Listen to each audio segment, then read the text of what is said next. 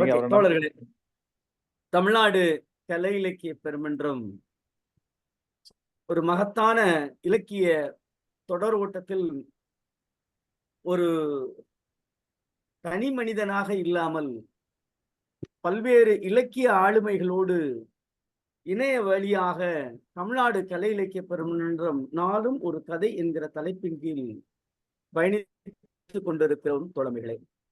அப்படி பயணித்திருக்கிற இந்த நாளில் 38ஆம் நாள் நிகழ்வில் நாம் இணைந்திருக்கிறோம். கு. அழகிரிசாமி ஐயாவுடைய கதைகளை நிறைவு செய்து பின்பு தமிழொலி அவர்களுடைய கதைகளை நிறைவு செய்துவிட்டு அடுத்ததாக கீரா என்கிற மகத்துவத்தினுடைய சிறுகதைகளை நாம் சொல்ல ஆரம்பித்திருக்கிறோம். கீரா ஐயா அவருடைய படைப்புகளை எடுத்துக்கொண்டால் அவர் பல்வேறு தளங்களில் இயங்கி இருக்கிறார். நம்முடைய சுதந்திர இந்தியாவில் எழுதப்பட்ட பெரும்பாலான இந்திய கதைகளில் சுதந்திர போராட்டத்தின் விளைவான உருவான லட்சிய வேகம், வெள்ளையர் ஆட்சிக்கு எதிரான மனநிலை, இப்படித்தான் கதைகளுடைய போக்கு போய் கொண்டிருக்கும். ஆனால் ஒரு மனித மனங்களின் வாழ்வியலை, ஒரு வட்டார வழக்கினுடைய வட்டார இயல்பினுடைய வாழ்வியலை அடுத்த தலைமுறைக்கு ஒரு பண்பாட்டுக்கூரை உணர்த்துவதற்காக மனித மனங்களை சொல்லுகிற, மனித ஓட்டங்களை சொல்லுகிற, இன்னமும் ஒருபடி மேலாய் சொல்ல வேண்டும் என்றால் மனித உடல் அசைவுகளை விவரித்து சித்தரிப்பிருக்கிற பாணி கீரா ஐயா அவர்களினுடைய படைப்புகளில் மிகுந்தையாக இருக்கு. அவர்கள் படைப்பில் மார்க்சிய கருத்தியலினுடைய பாதிப்பும் இருக்கிறது என்பதை நாம் புரிந்து கொள்ள வேண்டும்.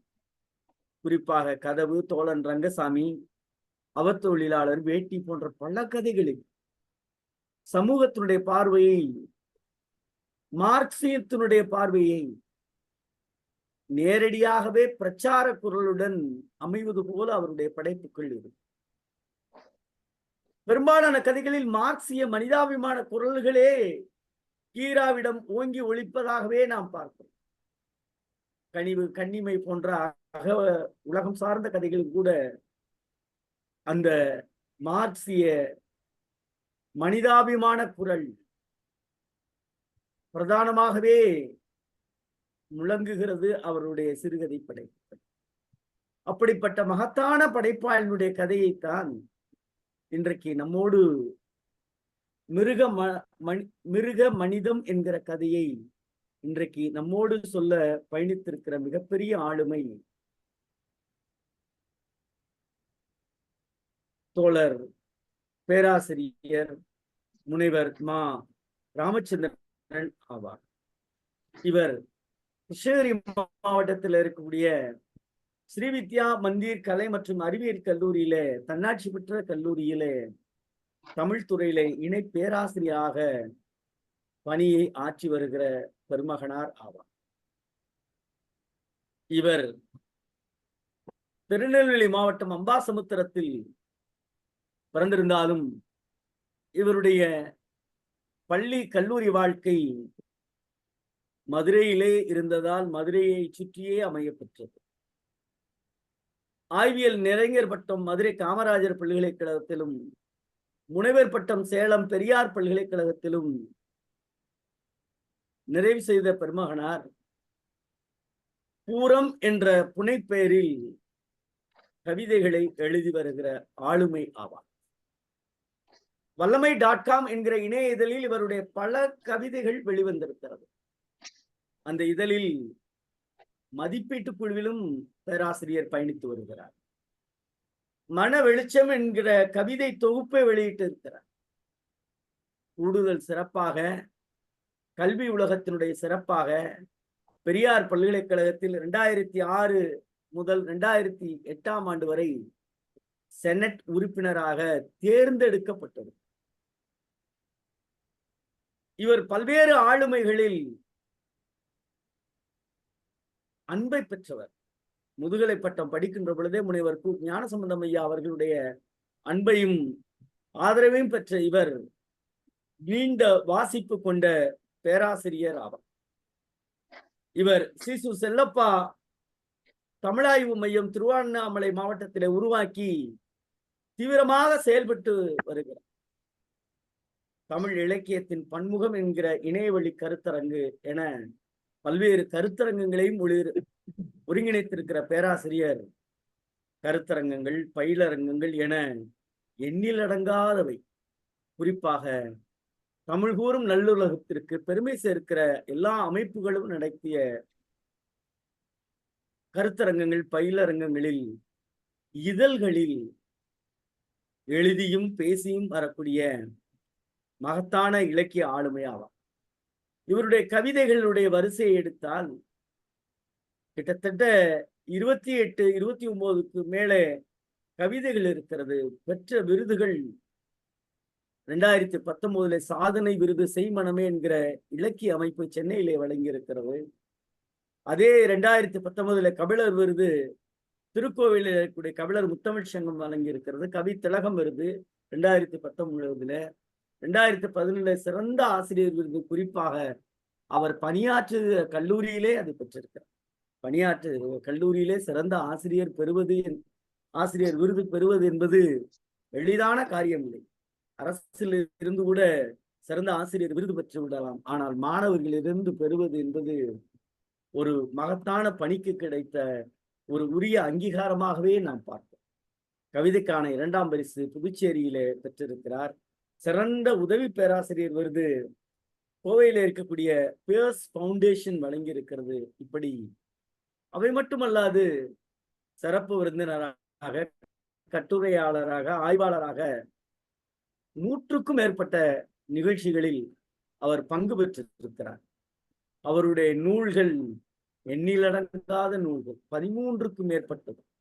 இலக்கிய நெசவு, புதியதோர் உலகம் செய்வோம், விழித்தெழு தமிழா, நிமிர்ந்தெழு துளிர், தமிழ் இலக்கியங்கள், பண்பாட்டு விழுமங்கங்கள், ஆய்வுக்கோவை, தமிழ் இலக்கிய வகைமையில், நற்றிணை ஆய்வுக்கோவை, 21ஆம் நூற்றாண்டில் பெண்ணியம், தமிழ் மொழி, சங்க இலக்கிய மலர்கள், கவி மலர்கள் என பதிப்பாசிரியராகவும் ஒருங்கிணைப்பு ஆசிரியராகவும் இருந்திருக்கிறார். இவை மட்டுமல்லாது தற்பொழுது மகிழ்ச்சி இலக்கிய இதழில் ஆசிரியர் குழு உறுப்பினராகவும், இவரிடம் 4க்கும் மேற்பட்ட முனைவர் பட்ட ஆய்வாளர்கள் ஆய்வு செய்து வருகிறார். 16க்கும் மேற்பட்ட ஆய்வு நிறைஞர்கள் பட்டம் பெற்றவர்களுக்கு நெறியாளராக இருந்திருக்கிறார். ஆராய்ச்சி மற்றும் வளர்ச்சி தமிழ் பிரிவினுடைய ஒருங்கிணைப்பாளராகவும், கல்லூரி வளாகத்தில் இருக்கக்கூடிய இதழ் பொறுப்பாளராகவும், சிசு செல்லப்பா தமிழாய்வு மையத்தின் ஒருங்கிணைப்பாளராகவும் இருக்கக்கூடிய போற்றுதலுக்குரிய பேராசிரியர் முனைவர் மா. ராமச்சந்திரன் அவர்கள் இன்றைக்கு நம்மோடு கீரா ஐயா அவர்களுடைய கதையான மிருக மனிதம் என்கிற கதையை சொல்ல நம்மோடு இணைந்திருக்கிறார். தோழமையை தமிழ்நாடு கலை இலக்கிய பெருமன்றத்தின் சார்பாக தோழமையோடு அழைக்கின்றோம். தோழமையை வருக, கதை சொல்க. ஒரு நீண்ட அறிமுக உரையை வழங்கிய பேராசிரியர் இடைச்சொருகள். நீங்க நிறைய பணி செஞ்சிருக்கீங்க. நான் அதை சொல்லன்னு நினைச்சேன்னா கிட்டத்தட்ட ஒரு 1.5 மணி நேரம் ஆகும். உண்மையா சொல்ல நினைச்சா 1.5 மணி நேரம் ஆகும். ஆனா காலத்தினுடைய அருமை கருதி ரொம்ப சுருக்கமா, ஆனா எனக்கே கஷ்டமா தான் இருந்தது, ஏன் இதெல்லாம் விட்டுட்டு போறோம் அப்படின்னு தோணாலும், ஆனா நேர மேலாண்மை கருதி நீங்க நல்லா உழைச்சிருக்கீங்க. ஏன்னா என்னைக்குமே உழைத்தவர்களை பாராட்ட வேண்டிய பொறுப்பும் கடமையும் இலக்கிய அமைப்புகளுக்கு உண்டு. குறிப்பாக நம்முடைய தமிழ்நாடு கலை இலக்கிய பெருமன்றத்திற்கு அது கூடுதலாகவே இருக்கிறோம். நன்றி பேராசிரியரே, தொடரும். இப்படிப்பட்ட ஒரு அரிய வாய்ப்பை வழங்கிய தமிழ்நாடு கலை இலக்கிய பெருமன்றத்திற்கு எனது நன்றியை தெரிவித்துக் கொள்கிறேன். உங்களோடு இணையும் பொழுதெல்லாம் எனக்கு பல நினைவுகள்லாம் தோன்றும். 2000 2003 வரைக்கும் நானும் ஒரு தோழராக இருந்து மதுரையெல்லாம் சுற்றி இருக்கக்கூடியவன். அந்த வகையில் உங்களை எல்லாம் இந்த நிகழ்ச்சியின் சார்பாக சந்திப்பதிலே மிக்க மகிழ்ச்சி அடைகிறேன். கீரா மிகப்பெரிய ஒரு இலக்கிய ஆளுமை. நவீன தமிழ் இலக்கியத்தை எடுத்துக்கொண்டால் மண் வாசனையோடு மனித வாசனையையும் பிணைந்து தந்தவர் கீரா அவர்கள். அவருடைய ஒரு கதையை கூறுவதில் மற்றற்ற மகிழ்ச்சி அடைகிறேன். அப்படி வாய்ப்பை வழங்கிய தோழர்கள் அனைவருக்கும் எனது வணக்கத்தையும் நன்றியையும் தெரிவித்துக் கொள்கிறேன். மிருக மனிதன் அப்படின்றது இந்த கதையினுடைய தலைப்பு.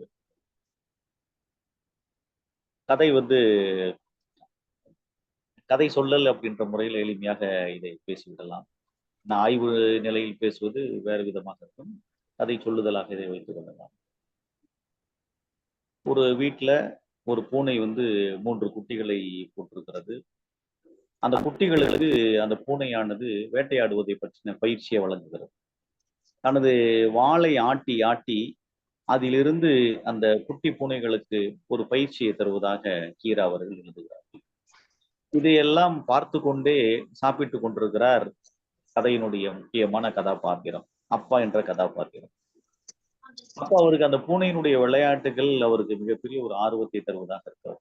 இப்படிதான் இந்த இந்த நிலையில தான் அந்த கதை தொடங்குகிறது. தொடங்கி நடந்து கொண்டிருக்கும் பொழுது அடியான் முடியான் என்று சொல்லக்கூடிய ஒரு ஒரு 12, 13 வயது ஒரு ஒருவனை கதையினுடைய முதன்மையான கதாபாத்திரமாக கீரா கொண்டு வருகிறார். அந்த வீட்டினுடைய கடைக்குட்டியாக வளர்ந்து வருகின்ற மிகப்பெரிய செல்ல பிள்ளை இவன். கடைக்குட்டி என்றாலே கட்டுப்பாடற்றவனாக வளருவது என்பது ஒரு மரபாக மாறிவிட்டது.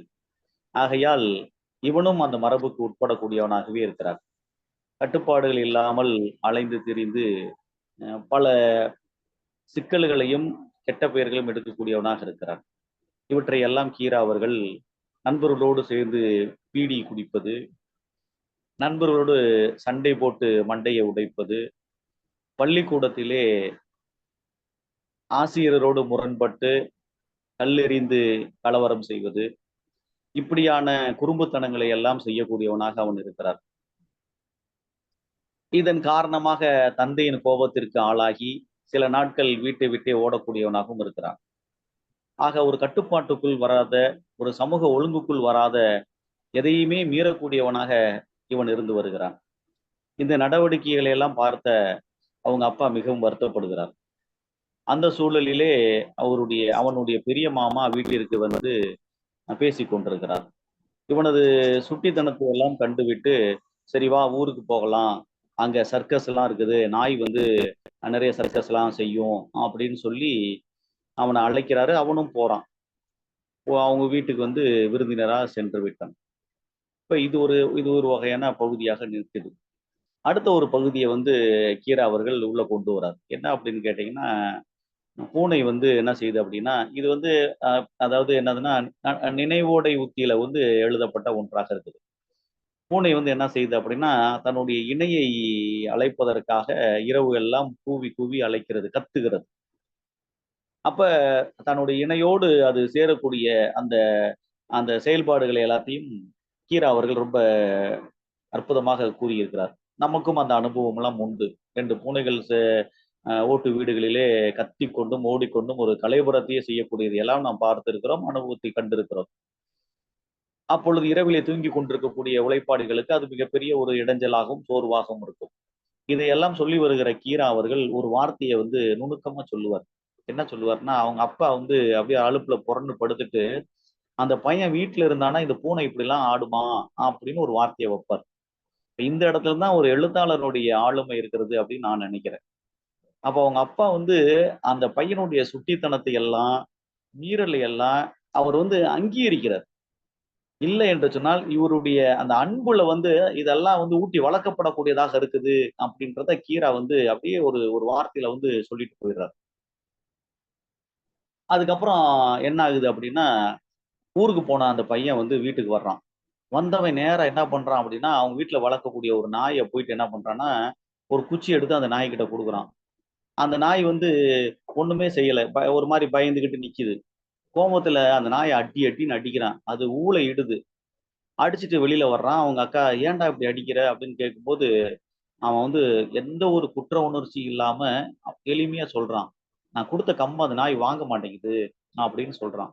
அவங்க அக்காவுக்கு ஒண்ணுமே புரியல. என்ன இவன் இப்படி ஒரு பைத்தியக்காரனா இருக்கிறான் அப்படின்னு இருக்குது. ஆனா இந்த இடத்துல அந்த எழுத்தாளர் என்ன நமக்குள்ள ஒரு உணர்வை தூண்டுறாரு அப்படின்னா, சர்க்கஸ் பார்க்க போனவன் அங்க ஒரு நாயை பார்க்கறான். அந்த நாய் வந்து சொல் பேச்செல்லாம் கேட்குது. அப்ப நான் வளர்க்கிற என் வீட்டு நாய் வந்து நான் சொல் பேச்ச கேட்கலன்ற ஒரு கோபத்துல அவன் அந்த அடி அடிக்கிறான். ஆனா இந்த உணர்வுகள் வந்து கதையில பேசப்படல, உணர்த்தப்படுகிறது. இதுதான் ஒரு சிறந்த கதையாசிரியருடைய நுணுக்கமான கதை ஆடல் என்பது. அப்புறம் அவங்க அக்கா வந்து என்ன செய்யறா அப்படின்னா, அப்பா அம்மா வந்ததுக்கு அப்புறம் இதை சொல்றா. இந்த மாதிரிலாம் பண்ணிட்டான், நாயை போட்டு அடி அடின்னு அடிச்சு துவைச்சிட்டான் அப்படின்னு சொன்ன உடனே அவங்க அப்பாவுக்கு வந்து இவ்வளவு காலமா சகிச்சு கொண்டிருக்கக்கூடிய அவருடைய மனசு வந்து கொஞ்சம் பதட்டப்பட ஆரம்பிக்குது. என்ன பையன் வந்து ரொம்ப வன்முறையோடு போறானே அப்படின்ற உணர்வுக்கு வந்து அவர் ஆளாகிறார். சரி, இவனை ஏதாவது ஒழுங்குபடுத்த வேண்டிய நிர்பந்தத்துக்கு அவர் வர்றார்.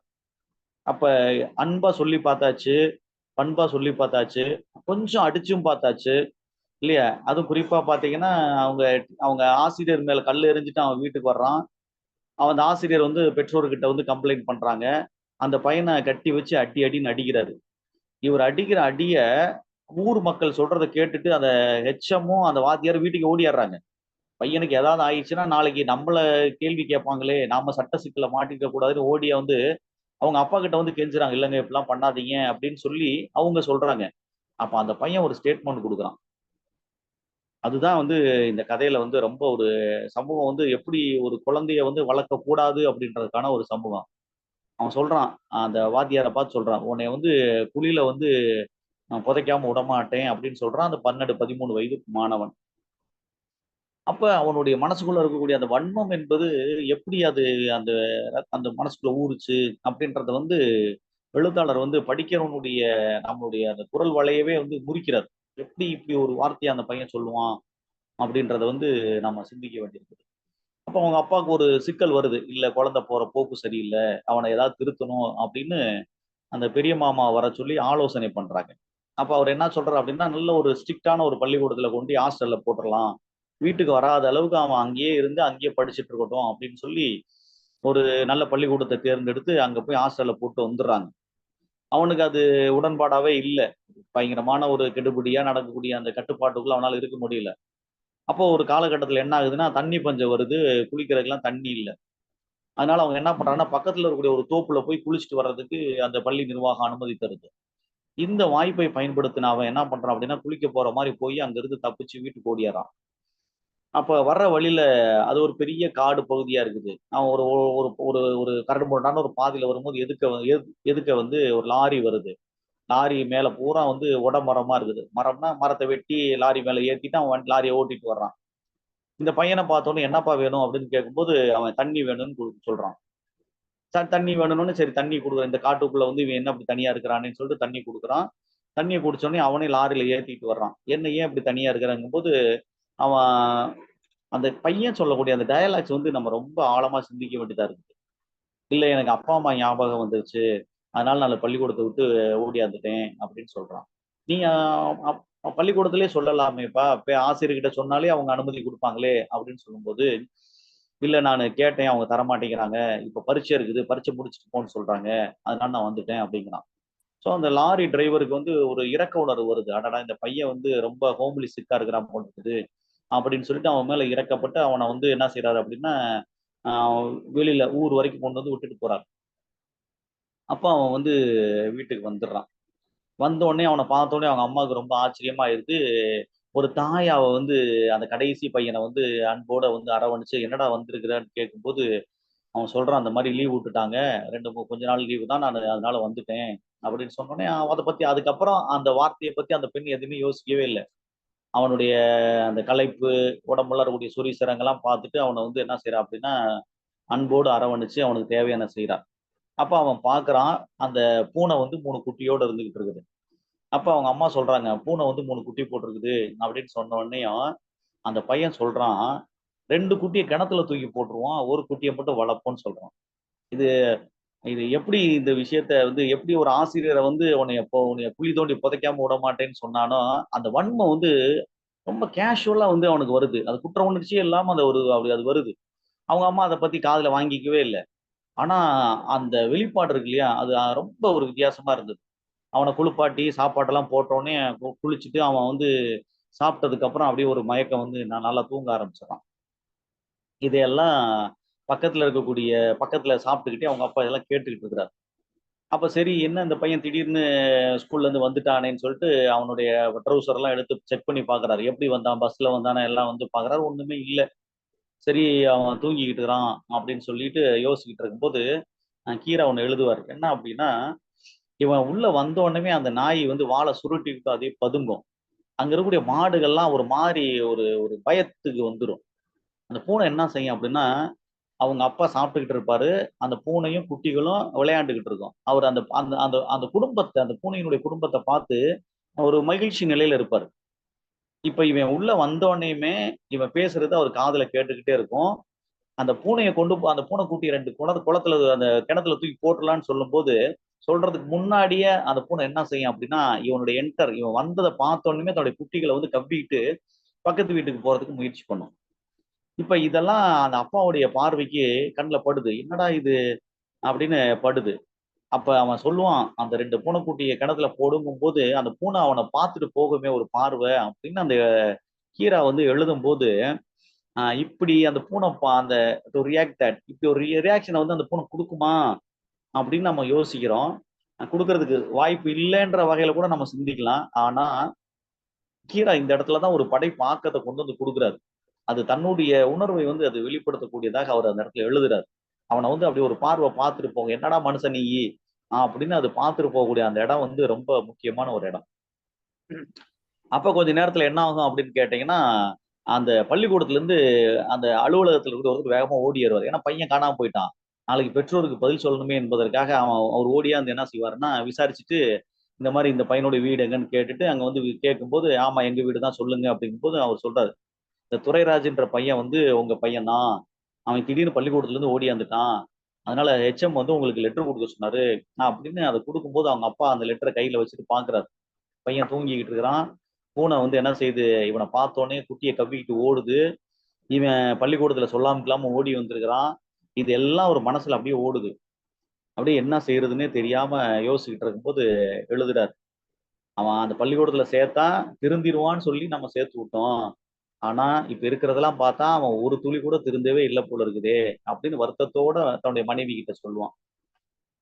எப்படி இத சொல்றீங்க? அப்படிங்கும்போது, அவன் உள்ள வரும்போதே அந்த பூனை வந்து அந்த குட்டிய தூக்கிட்டு ஓடுதும்மா. அப்ப அவனுடைய நிலை எப்படிப்பட்டதா இருக்குது? அப்படின்னு தன்னுடைய மனைவி கிட்ட சொல்லும் பொழுது, அந்த அம்மா அப்படியே கொஞ்ச நேரம் யோசனை பண்ணிக்கிட்டே இருப்பாங்க. இதோட அந்த கதைய வந்து அவர் என்ன செய்றாருன்னா, முடிக்கிறார். இப்ப இந்த இடத்துல வந்து பார்த்தீங்கன்னா, அந்த மிருக மனிதன் அப்படின்ற ஒரு விஷயத்த வந்து, அ எப்படிலாம் நம்ம வந்து அ சிந்திக்க முடியும்? ஒரு அன்பு செலுத்துறோன்ற பேர்ல, இப்ப வந்து அந்த அப்பா வந்து வருத்தப்படுறாரு. அப்படித்தான் அந்த கதைய வந்து கொண்டு போறாரு. ஆனா, உண்மையிலேயே அந்த பையன் இப்படி ஆனதுக்கான மூல காரணமே அவரு தான் அப்படின்றதையும் அதுக்குள்ள ஒரு லீடு குடுக்குறாரு. கீரா வந்து ஒரு லீடு குடுக்குறாரு. ஏன்னா அந்த பூனை கத்தும்போது இதே அப்பா சொல்றாரு. அந்த பையன் இங்க இருந்திருந்தானா, இது இந்த ஆட்டம் ஆடுமா? அப்படின்ற அந்த உச்சம் தான் இந்த பையனுடைய வெளிப்பாடு. அப்ப தந்தையினுடைய மனசு, தந்தையினுடைய வளர்ப்பு வந்து அந்த பையனா வளர்ந்து நிக்கிறத அவராலவே ஏத்துக்க முடியல. அப்ப இந்த உள் முரண வந்து ரொம்ப அற்புதமா கீரா அவர்கள் வந்து எடுத்து சொல்றாரு. ஆனா எடுத்து சொல்றாருன்னா, எந்த இடத்திலயுமே ஒரு பக்கம் சாயாம, அந்த பையன் பக்கமோ, அப்பா பக்கமோ, அம்மா பக்கமோ, எந்த பக்கமுமே சாயாம ஒரு ஒரு சமச்சீரா அந்த கதைய கொண்டு போயி, ஒரு வாசகன தான் பிரிச்சு, பிரிச்சு சிந்திக்க வைக்கிறார். இது எப்படி இருக்குது? இது எப்படி இருக்குன்னு பார்க்கணும் பிரிச்சு சிந்திக்க வைக்கிறார். அந்த சிந்திக்க வைக்கக்கூடிய அந்த இடங்கள் தான் ஒரு கதைய வந்து நீண்ட காலத்துக்கு வாசிப்பதற்கும், உயிர் வாழ்வதற்குமான ஒரு சூழலை உருவாக்கி தருகிறது. அப்படிப்பட்ட என்றுமே வாசிக்கக்கூடிய ஒரு கதையை உருவாக்கி இருக்கிறார் கீரா அவர்கள். ரொம்ப அற்புதமான கதை. வாய்ப்புக்கு நன்றி. ஆசிரியரே, உண்மையில உங்கள்ட்ட முனைவர் பட்டம் செய்யக்கூடிய மாணவர்கள் கொடுத்து வைத்தவர்கள். அதுக்கு மேல எனக்கு பதில் தெரியல. அ உங்களோட முனைவர் பட்ட ஆய்வு என்ன சிறுகதை தொடர்பானதா? சீசு செல்லப்பாவினுடைய படைப்பு ஆளுமைகள பத்தி பண்ணியிருக்கிறேன். சிறுகதையும் உண்டு, நாவலும் உண்டு, கவிதையும் உண்டு ஐயா. அது நெனச்சேன். பிரிச்சு அதாவது என்னன்னா, எல்லாரும் கதை சொல்றாங்க. கதை சொல்லும்போது அவங்க ஆய்வு தனியா இருக்கும். இந்த கதைய விட்டுட்டு ஆய்வ தனியா, அப்புறம் ஒரு விமர்சனம் மாரி சொல்லுவாங்க. ஆனால் ஒரு நல்ல ஆய்வாளர் என்பது இதுதான். சொல்ல எடுத்துக்கிற விஷயங்கள உள்ள என்ன சொல்ல வர்றார்ன்னு ஒரு ஒரு நல்ல படைப்பாளியா இருந்தான். படைப்பாளி நேரடியா அப்படியே அப்பட்டமா சொல்லிட்டு போயிட்டே இருந்தா, அது ஒரு ஒரு இலக்கிய வடிவம் வராது. அது ஒரு கட்டுரை வடிவம் மாறி அதுவும் இலக்கியம் தான். ஒரு கட்டுரை மாரி போயிரும். சிறுகதையா வடிவம் பெறாது. ஆனா சிறுகதையா வடிவம் பெறதுக்கு போற போக்குல ஏதாவது ஒரு படைப்பாளர் நடந்து போறான். ஒரு ஒரு ஒரு பாத்திரம் நடந்து போகுது அப்படின்னா, போகும்போதே ஒரு கல்லு இருக்கு அப்படின்னு போயிருவாரு. அப்படின்னா அந்த கல்லு பின்னாடி எங்கேயோ பேச போகுதுன்னு அர்த்தம். அது மாரி நீங்க அந்த சர்க்கஸ் எடுத்துட்டு நான் அப்பவே முடிவு பண்ணிட்டேன். சரி பேராசிரியரே, அடுத்த 2, 3 விஷயங்களை நான் நிறைவா சொல்லும்போது சொல்றேன். ரொம்ப மகிழ்ச்சியா இருந்தது. நீங்க உண்மையிலே எனக்கு ஒரு நல்ல ஆய்வுரை கேட்டது போல இருந்தது. நல்ல ஒப்பீடு. நானுமே ஒரு சிறுகதை எப்படி எப்படிலாம் பிரிச்சு மேயலாம் அப்படிங்கிறதுல நான் உங்கள்ட்ட நிறைய விஷயங்கள் இன்னைக்கு கத்துருக்கேன். அ அது எனக்கு இன்னைக்கு வந்து பண்றதுக்கான கற்றலுக்கான எனக்கு ஒரு வாய்ப்பாக இந்த சிறுகதை எனக்கு கிடைத்தது. அந்த அடிப்படையில் சிறுகதையை கீரா ஐயா என்ன நோக்கத்திற்காக இந்த கதையை எழுதினாரோ, அந்த நோக்கத்தை நீங்கள் நிறைவு செய்திருக்கிறீர்கள். அதற்காக தமிழ்நாடு கலையிலக்கிய பெருமன்றம் நெஞ்சம் நிறைந்த வாழ்த்துக்களையும், பாராட்டுக்களையும் சொல்லி உண்மையிலே மகிழ்ச்சி அடைகிறோம் தோழமைகளே. இதை வழக்கம் போல் பின்னூட்டம் சொல்லுகிற எங்களுடைய கவிஞர் ரவீந்திர பாரதி இன்றைக்கு இன்னும் இணையல என்னன்னு தெரியல. அதனால் பின்னூட்டத்தால் பெருமை சேர்க்கிற ராஜபாளையம் சிவசுப்பிரமணியன் தோழர் உங்க பகுதிக்காரர் சொன்னா தான் நல்லா இருக்கும். நீங்க திருநெல்வேலி, அவர் ராஜபாளையம், எவ்வளவு வித்தியாசம். தோழர்கள் அனைவருக்கும் வணக்கம். இன்னைக்கு கதை சொன்ன முனைவர் சிறந்த ஆய்வாளர் என்பதை நிரூபித்திருக்கிறார். ரொம்ப மகிழ்ச்சியா இருக்கிறது. தெளிவான குரலில் அருமையாக கதையை சொல்லி ஆய்வை முன்னிறுத்தி மிக நுட்பமாக, அதுவும் அந்த ஆய்வு வந்து இதுவரைக்கும் நான் கேட்டதிலே இவங்க வந்து அந்த ஆய்விலையும் நுட்பமாக எடுத்து சொல்லி நிறைவு செய்திருக்கிறார். அவருக்கு பாராட்டுகளும் வாழ்த்துக்களும். இந்த தலைப்பை வச்சுதான் இந்த திரைப்பட பாடல் கூட எழுதிப்பாங்களோன்னு நினைக்க தோணுது. முதல்ல மிருகம் பாதி மனிதன், மனிதன் பாதி மிருகம் பாதின்னு ஒரு பாடல் இருக்குல்ல. இந்த தலைப்பு வச்சு, கீராவினுடைய இந்த கதை தலைப்பு வச்சு எழுதியிருப்பாங்களோன்னு நினைக்க தோணுது. முடிவான், அதாவது பேராசிரியர் கேக்குதா? ஐயா கேக்குதுயா, கேக்குது. முடிவான் அந்த கடைசி பிள்ளைக்கு, அதுக்கு அடுத்து இப்ப குழந்தை பெத்துக்கிடக் கூடாதுங்கிறதுக்காக அந்த பேர் வச்சிருக்காங்க. இப்ப சில பேரு பூரணம்னு வைப்பாங்க, மங்களம்னு வைப்பாங்க. அந்த மாதிரி முடிவான். ரொம்ப செல்லம் கொடுத்து வளர்க்குறாங்க அப்படின்னு கீரா குறிப்பிடுவார். செல்லம் கொடுத்து வளர்க்க பிள்ளைங்க இப்படித்தான் சீரழிஞ்சிரும் அப்படிங்கிறத ஏற்கனவே பல வேற கதைகள்லையும் சொல்லி இருக்கிறார். இல்ல இந்த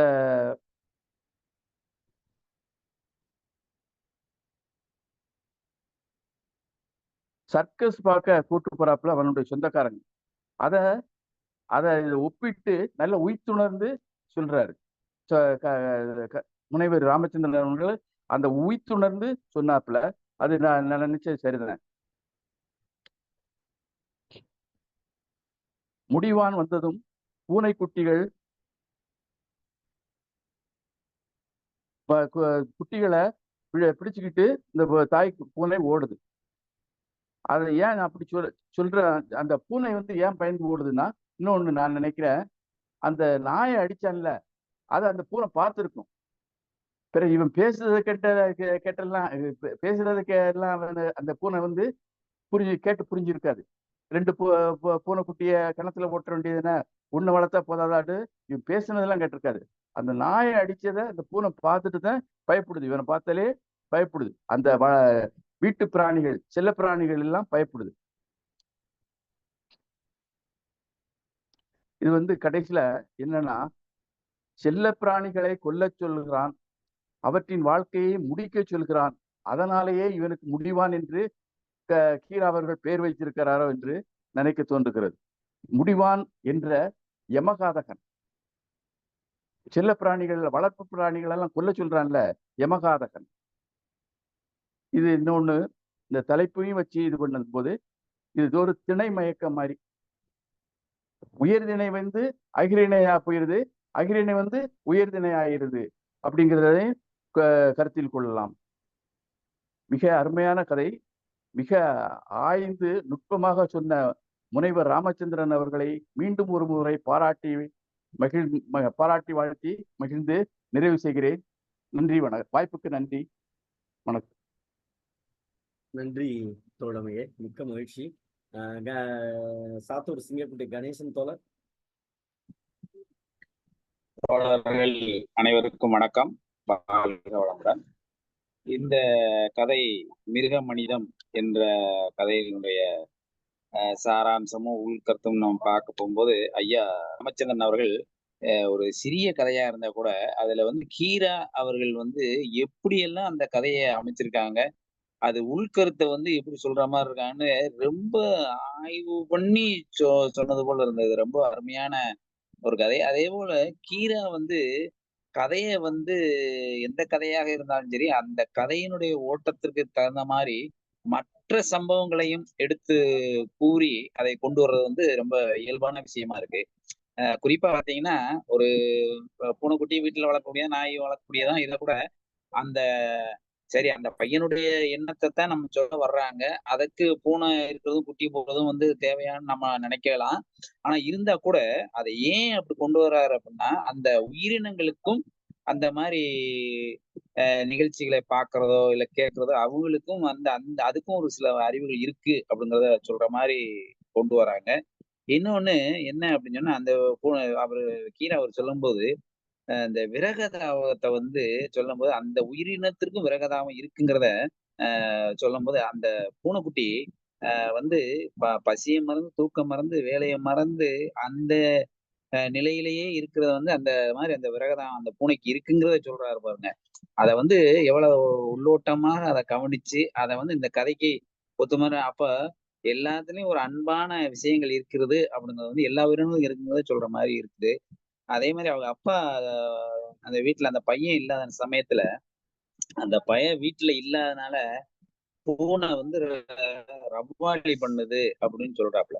இந்த ரவ்வாலி பண்றதுங்கிறது வந்து என்னுடைய ஆ சிந்தனையில என்ன ஓடுது அப்படின்னா, ஆ ரவுன்னு சொல்றது வந்து நம்ம இரவுன்னு சொல்லிக்கலாம். இல்ல நடுச்சாமம், இல்ல 12 மணிக்கு மேலன்னு சொல்லிக்கலாம். வாளிங்கிறது வந்து அந்த காலத்துல வந்து தண்ணி ப கிணத்துல வந்து 1, 2 கிணறு தான் இருக்கும். அது குடிக்கிற தண்ணியா இருந்தாலும் சரி, மத்த பழக்கத்து தண்ணியா இருந்தாலும் சரி. அது வந்து இந்த பகல் நேரத்துல வந்து எடுக்கிறது கூட்டமாக இருக்கும். அப்படி கூட்டமா இருக்கிறது நைட் நேரத்துல வந்து அந்த வாளிய போட்டு இறைச்சுக்கிட்டு இருப்பாங்க. அப்ப எல்லாரும் தூங்குற நேரத்துல வந்து அந்த நைட் நேரத்துல இறங்கும்போது அந்த வாளியினுடைய சத்தம் வந்து அப்படியே கேட்டுக்கிட்டே இருக்கும். அப்ப இந்த இந்த பூனையும் வந்து அந்த விறகுதாப்புனா அந்த பூனை வந்த உடனே 2 பேரும் சண்டைய போட்டு அத போட்டு இத போடணும்னே அந்த ரவ்வாலி சத்தம் இருக்கும்போது வாளிய போட்டு இறக்கக்கூடிய சத்தம் மாரி டபடபடன்னு அங்கிட்டு இங்கிட்டு கேட்கறதுனால இருக்குன்னு நினைக்கிறேன். அந்த மாரி ஒரு இதா இருக்கு அந்த வாசகம் வச்சிருக்காரு. அதே மாரி இன்னொன்னு வந்து டங்கா முறித்து அப்படின்னு சொல்லி ஒண்ணு குடுக்காரு. அது என்னன்னு அர்த்தம் புரியவும் இல்ல. அது என்ன அதுக்காக சொல்லியிருக்காரா? அப்படி ஒரு அர்த்தம் இதுவரைக்கும் பார்த்ததும் இல்ல. அ இன்னொன்னு பார்த்தீங்கன்னா, ஆ அந்த அத்தா அத்தாந்திர காடு அப்படின்னா வந்து நம்ம அத்துவானா காடுங்கிறது சொல்றது. அத்துவானா காடு அப்படின்னா அத்துவானம்னா எதுவும் இல்லாத காடு. அதே மாரி வானமும், இந்த பூமியும், இந்த இடம் மட்டும் தான் தெரியும். யாருமே இல்லாதனால அந்த மாரி சொல்றாருன்னு நெனைக்கிறேன். அதே மாரி அந்த பையன் வந்து கிணத்துல குளிக்க போயிட்டு போயிட்டு அவன் பாட்டுக்கு சொல்லாம பெரியாம வந்துடுறான். அப்ப வந்து ஒருத்தர் சொல்லும்போது அந்த ரசா அப்படின்னு சொல்றாங்க. அந்த ரசாங்கிறதுக்கு வந்து 2 விதமா எடுத்துக்கலாம்னு நெனைக்கிறேன். ஒண்ணு வந்து லீவுன்னு எடுத்துக்கலாம். இல்லாட்டா அனுமதி வாங்கியிருக்கலாம் அப்படின்னு சொல்ற மாரி இந்த கதைய சொல்றாரு. இன்னொன்னு என்ன அப்படின்னா, கடைசியில அந்த இந்த கதைய வந்து பூனையே புரிஞ்சுக்கிடுச்சு. அவனுடைய நிலைமைய வந்து பூனையே புரிஞ்சுக்கிடுச்சு. அவன் இப்படித்தான் இருக்கிறான். அப்படின்னு சொல்லி அந்த ஐந்தறிவு ஜீவன் புரிந்து கொண்டது அப்படிங்கிறது முடிக்கிறாரு. இவன் அவங்க அப்பா நினைக்கிறாரு, இவன் திருந்தவே இல்ல. அதனாலதான் அந்த பூனைக்கே தெரிஞ்சு போச்சு. அந்த குட்டிய தூக்கிட்டு போயிருது. பெரும்பாலும் வந்து நாயா இருந்தாலும் சரி, பூனையா இருந்தாலும் சரி, அந்த குட்டிய போட்ட உடனே இடம் மாத்திக்கிட்டே இருக்கும். காரணம் என்னன்னா, யாராச்சும் அந்த பாத்துருவாங்க, செஞ்சுருவாங்க, பொருளைய தூக்கிருவாங்க அப்படின்னு சொல்லி அந்த எண்ணத்திலேயே அது ஓடிக்கிட்டு இருக்கும். ஆனா இவன் வந்து இப்படிப்பட்டவன் தான் தெரிஞ்சுக்கிட்டே அந்த பூனை வந்து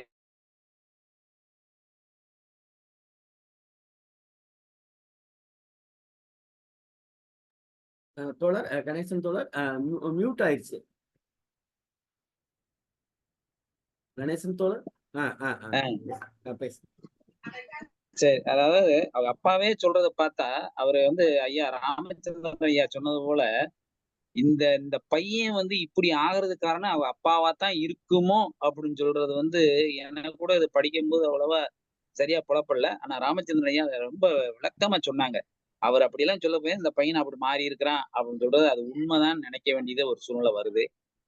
ரொம்ப சிறப்பா சொன்னாங்க. வாழ்க வளமுடன். ராமச்சந்திரன் ஐயா அவர்களுக்கு, ஐயா நெறியாளர் கருமுருகன் அவர்களுக்கும் வாழ்த்துக்கள், நன்றிகளும், பாராட்டுகளும். வணக்கம். நன்றி தோழமை. மேரி தோழர். வணக்கம் ஐயா. கேக்குதுங்களா? வணக்கம்மா, கேட்குது. ரொம்ப மிக அருமையாக கதை சொன்ன முனைவர் ராமச்சந்திரன் வாழ்த்துக்கள். ரொம்ப அருமையான கதை. அது வந்து ஒரு ஆய்வு நோக்கோடு சொல்லிட்டு போனாரு. அவருடைய அந்த அனுபவங்கள் வந்து இந்த கதையின் வாயிலாக வெளிப்படுது. இந்த பூனை வந்து 2 குட்டிய தூக்கிட்டு போச்சு அப்படின்னு சொல்லும்போது, எனக்கு ஒரு நிகழ்வு ஞாபகம் வந்துச்சு. எங்க வீட்ல நாய் 13 வருஷமா வளர்த்துட்டு இருந்தோம். அந்த நாய் வந்து இறந்துருச்சு ஒரு 2, 3 வருஷத்துக்கு முன்னாடி. அது ரொம்ப குட்டியா இருக்கும்போது ஒரு சோபால படுத்திருக்கோம். கேக்குதுங்களா? ஒரு சோபால படுத்துட்டு இருக்கோம். அப்புறம் அந்த சோபா பழைய சோபா. அது யாருக்குமே அந்த சோபால படுக்க கூடாது. அடுத்து படுத்துட்டு இருக்க விட்டுட்டோம். அந்த சோபா பின்னாடி இருந்து அந்த தேங்காய் நார்லாம் எடுத்துட்டே இருக்கும். சரின்னு சொல்லிட்டு சோபா போட்டலாம்னு சொல்லிட்டு நாங்க பேசிட்டு இருந்தோம். அந்த சோபாவை எடுக்கிறதுக்கு அந்த ஆள் வந்தாரு. உள்ள கூட போகல. அந்த சோபாவை எடுக்கிறதுக்கு அந்த நாய் விடவே இல்லை. அந்த சோபாவை எடுத்து ஒரு படு அந்த நாய்க்கு அவ்வளோ ஒரு சோகம். அப்ப அது நாய்க்கு வந்து நாங்க பேசிட்டு இருக்கிறவே தெரிஞ்சு போச்சு.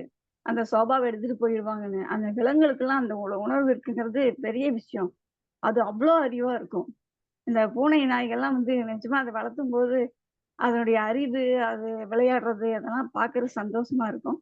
அப்படிப்பட்ட அந்த பூனை நாயை வந்து பூனையை 2 குட்டியை கொல்லலாம்னு சொல்றக்கூடிய மனநிலையில இருக்கக்கூடிய அந்த பையன் வந்து சிறு வயதுல எப்படி ஒரு வன்முறை வந்து அவன் மனசுக்குள்ள இருக்குது அப்படின்னு நினைக்கும் போது உண்மையில அவனுடைய வளர்ப்பு சரியில்லை அப்படிங்கறத ஆசிரியர் வந்து மிக நுணுக்கமா சொல்லியிருக்காரு.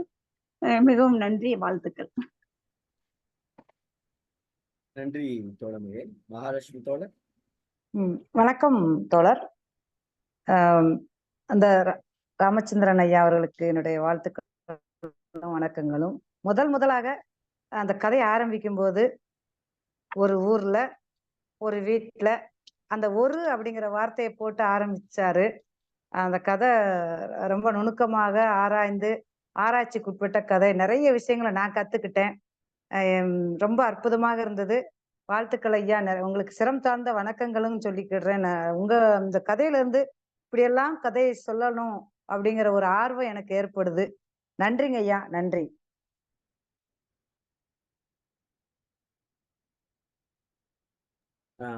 சூர்யா தோழர். வணக்கம் தோழர்களே. கதையை மிக சிறப்பா சொன்ன பேராசிரியர் ராமச்சந்திரன் அவர்களுக்கு நன்றி. இந்த கதையின் மூலமா வந்து கீரா வந்து பல நுட்பமான விஷயங்களை வந்து பதிவு பண்றாரு. அது நான் அறிந்த சில உளவியல் கருத்துக்களை வந்து நான் உங்களோட பகிர்ந்து கொள்ள விரும்புறேன். இப்ப குழந்தைகளை அடித்து வளர்க்கக்கூடிய ஒரு சமூகத்துல வந்து அதுல வந்து அந்த சமூகம் வந்து பாத்தீங்கன்னா அதுல உருவாகக்கூடிய தலைவர்களே வந்து மிக மோசமாக தான் இருப்பாங்க. எந்த சமூகத்துல வந்து வன்முறை வந்து அதிகமான அளவு இருக்குது, எந்த சமூகத்துல வந்து குழந்தைகளை வந்து மோசமா அடிச்சு வளர்க்குறாங்களோ அந்த சமூகத்துல வந்து பிற்காலத்துல வந்து அந்த நாடு வந்து பேரழிவுக்கு உள்ளாகுது. அதுக்கு வந்து ஜெர்மனியே ஒரு உதாரணமா நம்ம சொல்லலாம். ஹிட்லர் ஆட்சிக்கு வர்றதுக்கு முன்னால குழந்தைகள் வந்து மிகவும் அடித்து துன்புறுத்தப்பட்ட ஒரு சூழல் வந்து ஜெர்மனியில இருந்தது. மிக கண்டிப்பாக அந்த மாதிரியான வன்முறைகளை வந்து குழந்தைகளுக்கு மேல வந்து நடத்திக்கிட்டு இருந்தாங்க. அது நடத்தினது வந்து பெற்றோர்கள். காரணம் என்னன்னா அவங்க வந்து ரொம்ப மன அழுத்தத்துல இருக்கிறாங்க. எந்த பெற்றோர் மன அழுத்தத்துல இருக்கிறாங்களோ அந்த பெற்றோர் தான் தங்களுடைய குழந்தைகளை அடிக்கிறாங்க. எந்த குழந்தைகளை அடிக்கிறாங்களோ அந்த குழந்தைகள் வந்து தொடர் வன்முறைக்கு வந்து அவங்கள வந்து இது பண்றாங்க. ஒரு குழந்தை வந்து வன்முறை கத்துக்கிறதையோ அது வன்முறையான வளர்றதுக்கோ அதோட அந்த குழந்தையோட சூழல், குறிப்பா அதோட குடும்ப சூழல் காரணம், அதோடைய சுற்றி இருக்க சமூக சூழல் காரணம். அப்போ இதுதான் வந்து ஒரு விஷயம். ஆனா இத வந்து கீரா வந்து பதிவு பண்றாரு. இத வந்து நாமளும் வந்து தெரிஞ்சுக்கிறணும். இன்னைக்கு வந்து குழந்தைகளை அடிக்கிறதோ குழந்தைகளை வந்து மிரட்டுவதோ வந்து பயன் தராது அப்படிங்கிறத வந்து ஆய்வாளர்கள் வந்து தொடர்ந்து வந்து நிரூபிச்சுக்கிட்டே இருக்கிறாங்க. குறிப்பா வந்து டாக்டர் காபர் மட்டே அப்படின்னு சொல்லக்கூடிய அவர் வந்து இத பத்தி குழந்தைகளுடைய இந்த உளவியல் பிரச்சனைகளை பத்தி தொடர்ந்து வந்து பதிவு பண்ணிக்கிட்டே இருக்கிறாரு.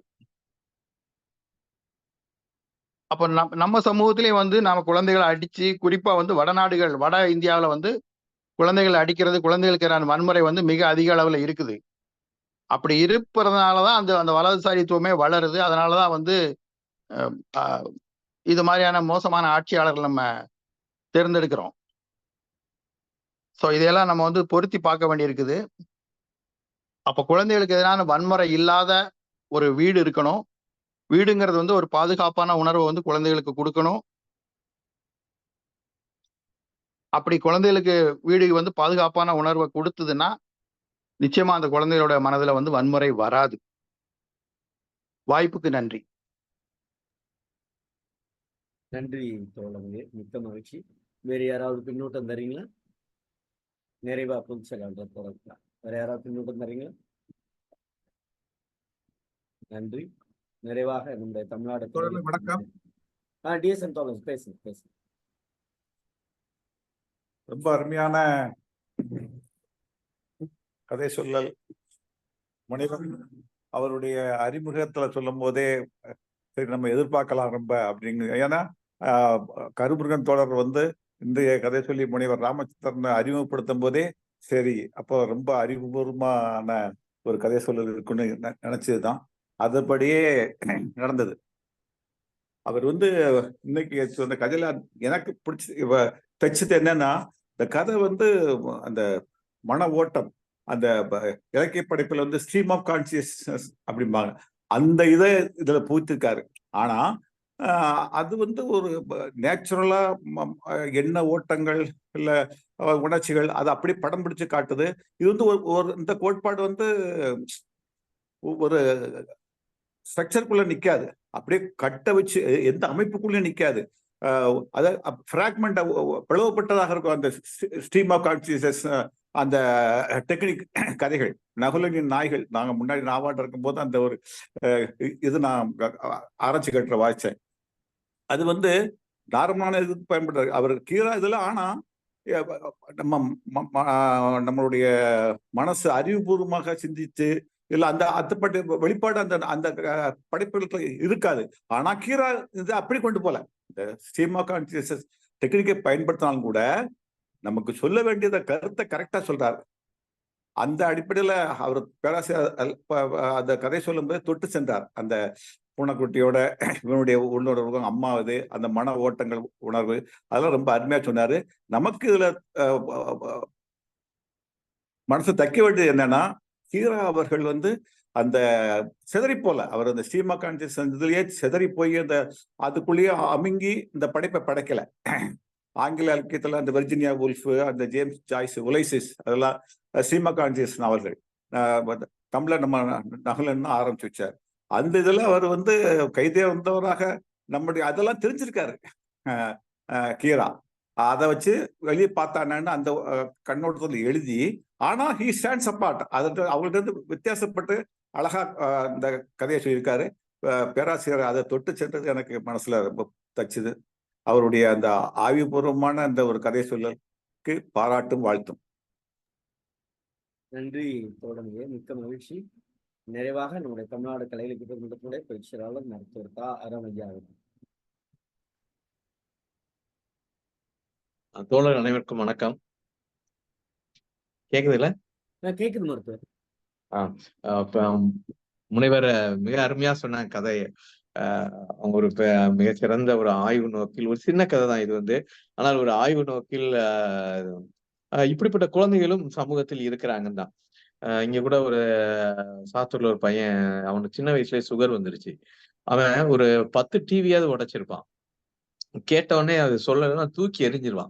எரிஞ்சு உடச்சி சிக்குனர அவனை ஒரு சைல்டு சைக்காலஜிஸ்ட கூட்டு போய் அவனை வந்து ஃபுல்லா இது பண்ணி இன்னைக்கு நல்லா இருக்கான். இன்னைக்கு வந்து ஒரு பாலிடெக்னிக் முடிச்சு ஒரு வேலைக்கு போற நிலைக்கு வந்துட்டான்.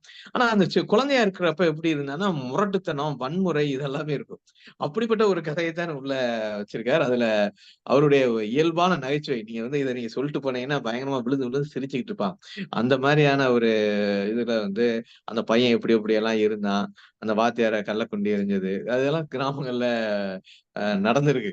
அப்புறம் அந்த பீடி குடிக்கிறது, இந்த சின்ன வயதுகள்ல மிளகாமாறு வந்து ஓட்டை இருக்கும், அந்த பருத்தி மாறு அந்த மாதிரி சொல்ல மிளகாமாறுல ஒரு பக்கம் நீங்க பொருத்தி வச்சிட்டீங்கன்னா உள்ள இழுத்தா அது வந்து அந்த புகை உள்ள வரும்.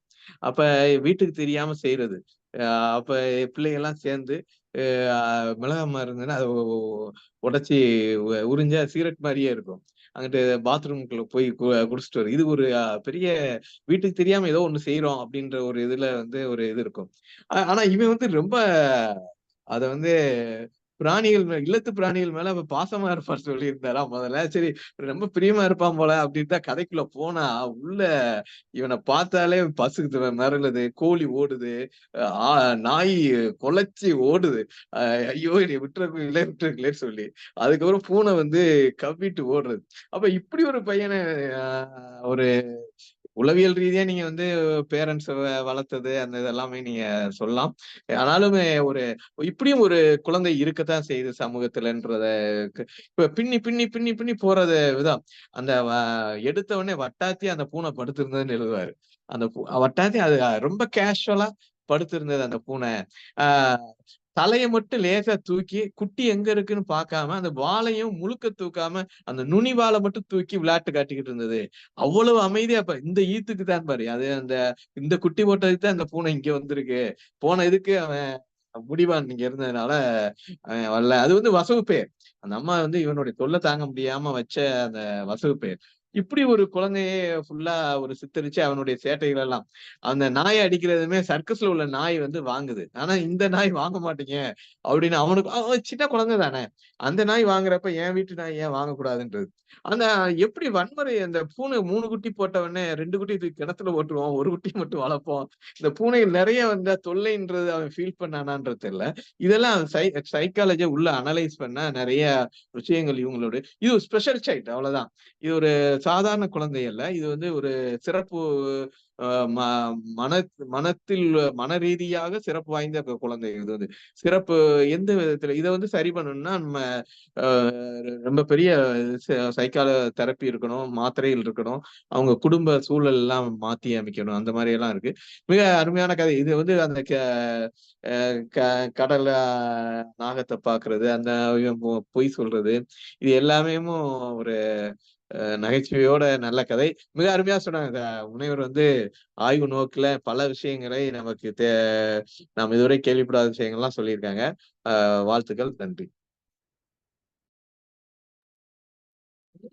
நன்றி பொதுச்செயலாளர் அவர்களே. பதிவு பின்னூட்டம் பார்த்துக்கலாம். நவநீதகிருஷ்ணன் தோழர் கதை சொல்லி முனைவர் திரு ராமச்சந்திரன் அவர்கள் கீராவின் மிருக மனிதம் சிறுகதையினை சொன்ன விதம் சிறப்பு. கதையின் ஓட்டத்தில் இணையான உவமைகள் சொல்லி விளக்கியது நன்று. ரவாலி என்பது யாருக்கும் கட்டுப்படாத செயல் என்று நினைக்கின்றேன்.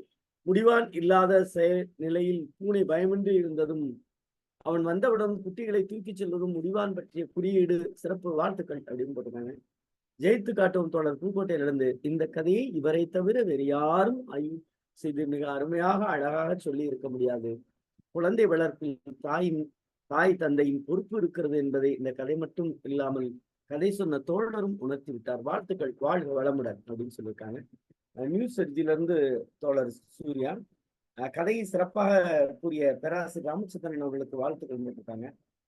அடுத்தாக ரேவதி அம்மா நவநீதகிருஷ்ணன் அவர்கள் முடிவான் போன்ற பிள்ளைகள் இப்பவும் உண்டு. வீட்டில் செய்யும் அட்டுழியங்கள் பள்ளியிலும் தொடரும். வீட்டில் அடங்காத ஊரில் அடங்கும் என்பர். என்பனி அனுபவத்தில் இதற்கு நிறைய எடுத்துக்காட்டுகள் உண்டு. தோழர் கதை கூறிய முறை மிகவும் அருமையாக இருந்தது, நன்று அப்படின்னு பதிவு செஞ்சிருக்காங்க தோழர். பேராசிரியரே, நிறைவா நீங்க எதுவும் சொல்ல விரும்புறீங்களா?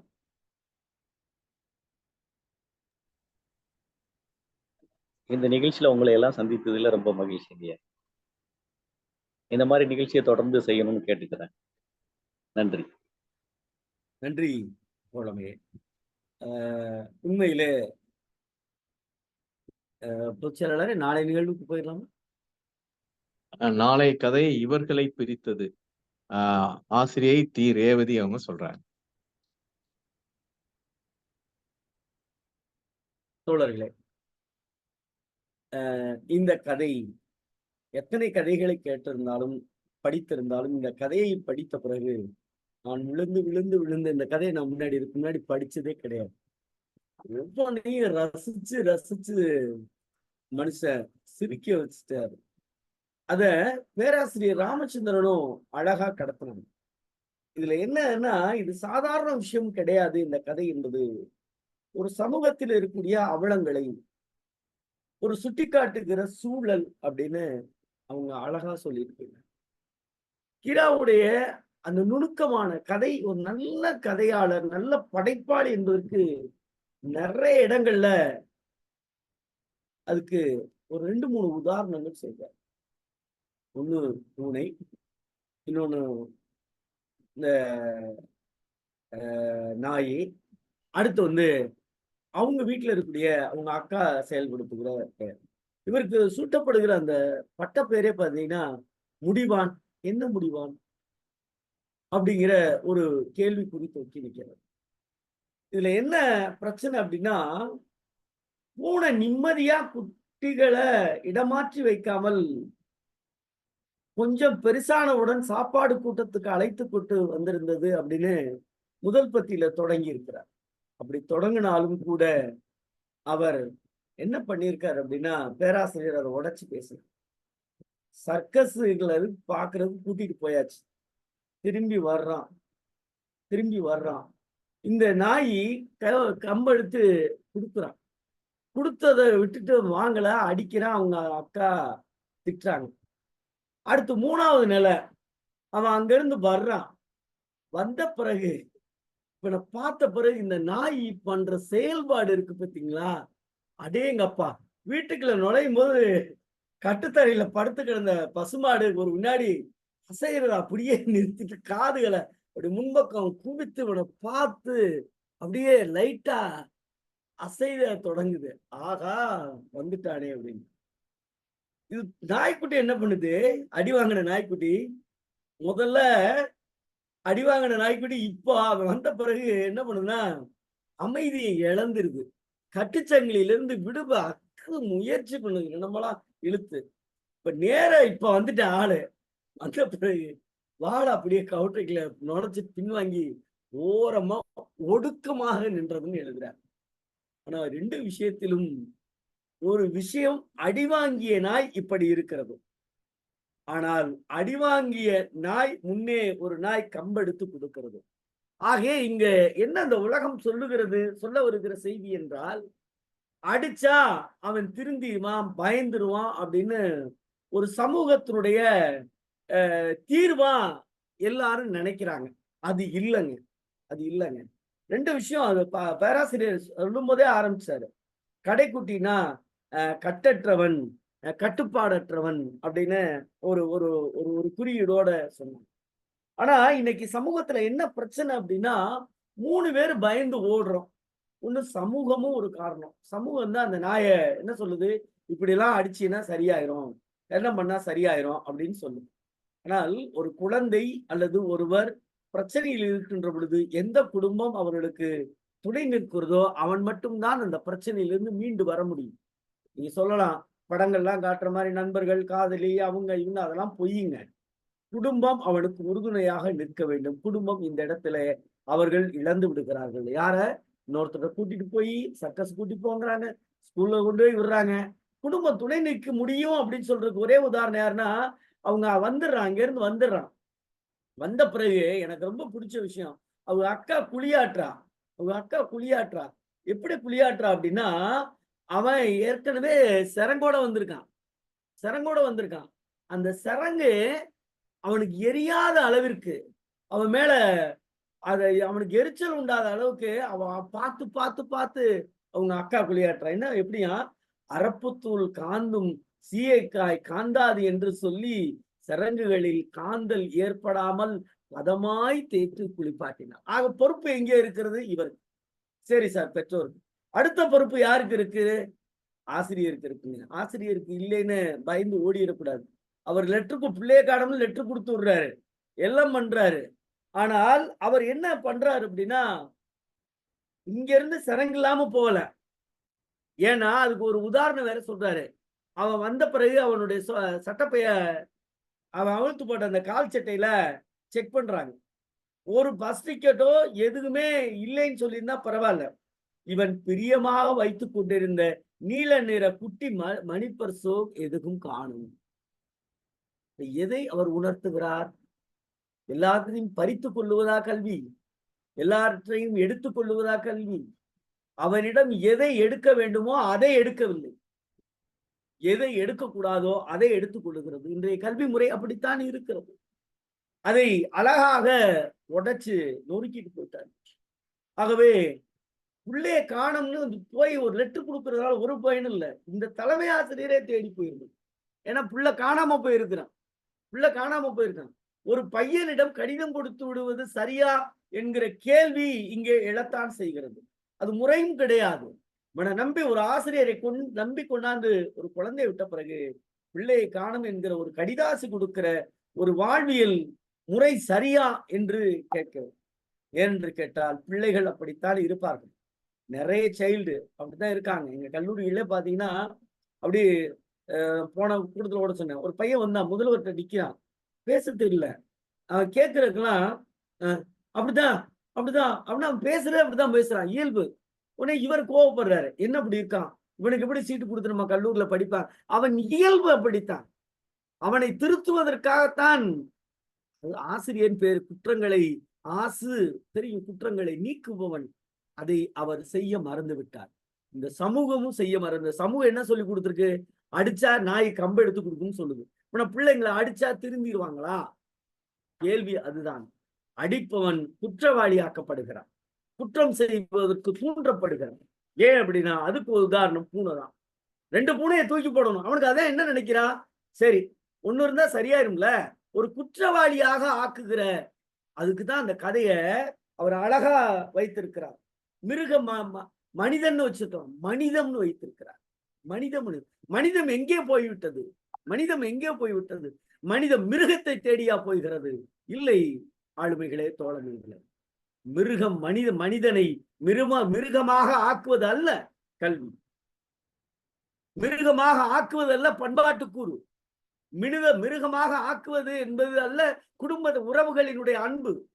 ஆனால் மிருகமாக இருப்பவனை கூட மனிதனாக மாற்ற முடியும், மனிதமாக மாற்ற முடியும் என்கிற கோட்பாடு தத்துவங்களை ஆங்கே உளவியல் கூறுவினுடைய அடிப்படையில் ஆராய்ந்து மானிடவியல் கோட்பாடோடு பயணிக்கிற கீரா ஐயா அவருடைய கதையை நுணுக்கமாக ஆராய்ந்து ஆய்வு போக்கில் நிறைவாக நம்மோடு கதையால் பயணித்த பேராசிரியர் ராமச்சந்திரன் அவர்களுக்கு தமிழ்நாடு கலை இலக்கிய பெருமன்றத்தின் சார்பாக நெஞ்சம் நிறைந்த வாழ்த்துக்களை சொல்லி, தோழமைகளே, இந்த சமூகத்தை வளர்கிற ஒவ்வொரு குழந்தையும் காக்க வேண்டிய பொறுப்பு குடும்பத்திற்கும் இருக்கிறது, குறிப்பாக ஆசிரியர்களுக்கும் இருக்கிறது, இந்த சமூகத்திற்கும் இருக்கிறது. சமூகம் என்பது தவறாக ஒரு சித்தரிப்பை உருவாக்காதீர்கள். இந்த சமூகத்தில் நீங்க என்ன நினைக்கிறாங்க? விளையாட்டா நான் சொல்லுவேன், படத்துல என்ன காட்டுறாங்க, ஒரு பையன் ஐ லவ் யூ அப்படின்னு சொல்லிட்டான், இங்கிட்டு 10 பேர் ஆடுவாங்க, இங்கிட்டு 10 பேர் பெண் ஆடுவாங்க, இங்கிட்டு 10 பேர் ஆண் ஆடுவாங்க. அதுவா அப்படியா? ஐ லவ் யூன்னு சொல்லிட்டு அப்படி ஆடுன்ற ஒரு சித்திரத்தை உருவாக்குகிறேன். இன்னமும் நான் கோபத்தோடு பதிவு செய்கிறேன். தொலைக்காட்சிகள எப்பாவது எங்க வீட்டுல அப்படி இல்லை. தொடர்களில் பூர்வம் உறவை தவிர்த்து காதலிப்பதுதான் என்கிற வாழ்வியலை சொல்லிக் கொடுக்கிறீர்கள். இதுவா வாழ்வியல்? நல்ல விஷயங்களை சொல்ல கற்றுக்கொள்ளுங்கள். சமூகத்தில் புறையோடுக்கு இருக்கிற பிரச்சனைகளை அப்பட்டமாக சொல்லுங்கள், வேணாம் என்று சொல்லவில்லை. ஆனால் திணிக்காதீர்கள். ஏனென்று கேட்டால் அதை பார்ப்பது இளையோர் என்பதை புரிந்து கொள்ளுங்கள். இளையோர் தான் இந்த சமூகத்தினுடைய சொத்து, இந்த சமூகத்தினுடைய அடையாளம், இந்த தேசத்தினுடைய சொத்து. இளையோர் சரியாக இருந்தால் மட்டுமே வன்முறை இல்லாத சமுதாயம் உருவாகும், வன்முறை இல்லாத நாடு உருவாகும். இன்னமும் சொல்ல போனால் மனிதம் என்கிற நிலையை கடந்து மிருகமாக இருப்பவனை கூட மனிதமாக மாற்றுகிற சக்தியாக நாம் எடுப்போம். அதை தமிழ்நாடு கலை இலக்கிய பெருமன்றம் முன்னெடுத்து இலக்கியத்தால் பயணிக்கும் என்று சொல்லி, தோழமைகளே, நாளை தினம் இரவு 8 மணிக்கு தமிழ்நாடு கலை இலக்கிய பெருமன்றம் கீரா ஐயா சிறுகதைகளோடு உங்களோடு பயணிக்கிறோம். வாருங்கள், ஒன்று கூடி தேர் எடுப்போம். இலக்கிய தேரிலே சேர்ந்து இந்த இளைய சமூகத்தை வைத்து இழுக்கக்கூடிய கடமையும் பொறுப்பும் நமக்கு இருக்கிறது என்று சொல்லி நன்றி சொல்லி நிறைவு செய்கிறேன். நன்றியும் வணக்கமும்.